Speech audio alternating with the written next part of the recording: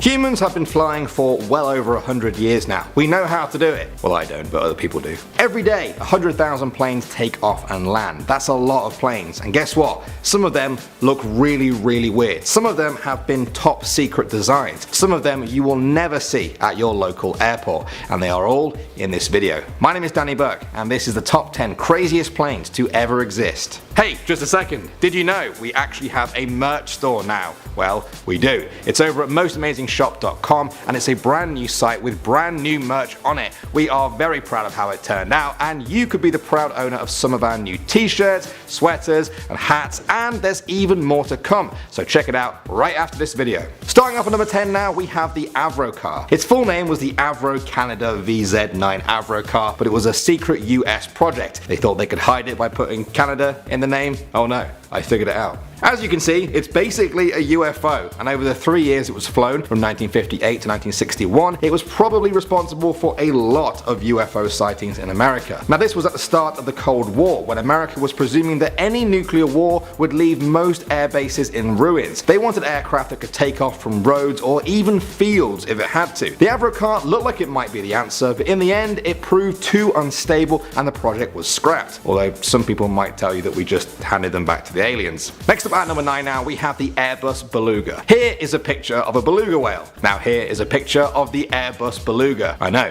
I think they're related too. The Beluga has been around since the mid-90s and they are a pretty rare sight. Only 5 of them have ever been made. You guys might be wondering how many people could fit in there, but the Beluga's main purpose is to carry aeroplane parts. Look, here's a picture of it giving birth out of its head to the front of smaller aeroplanes. Now if that's not strange enough, wait until you see their new Beluga XL design.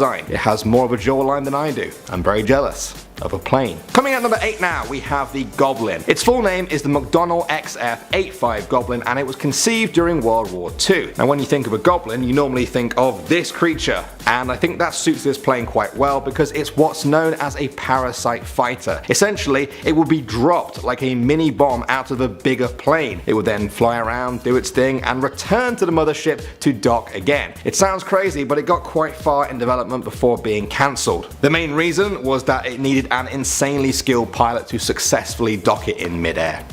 Poor Goblin. Moving on to number 7 now, we have the Nemeth umbrella plane. Built in 1934, you can see why it was called the umbrella plane. It was built by students at Miami University who wanted to demonstrate that you don't need a traditional wing shape to achieve flight. If you crunch the numbers just right, you could get wings of many different shapes to successfully work. They believed it could even be done with one big fat circle for a wing, and they were right. There wasn't really any practical use for this as far as I could see, they just thought it would be cool to build. Fair enough.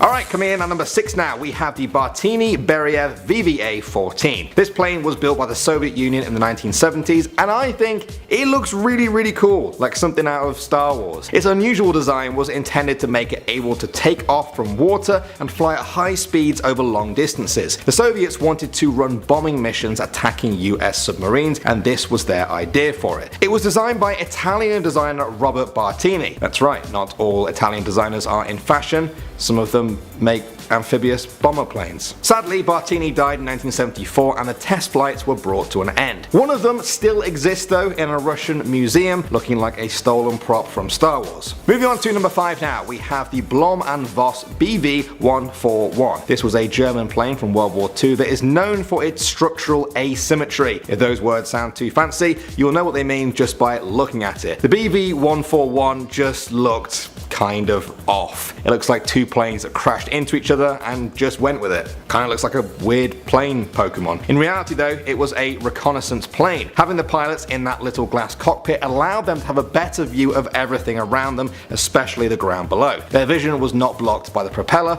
or the aircraft itself. The Allied forces captured some of these towards the end of the war, but unfortunately none have survived to this day. Presumably because they're just too weird looking. Alright, at the number 4 spot now, we have the Aerodyne.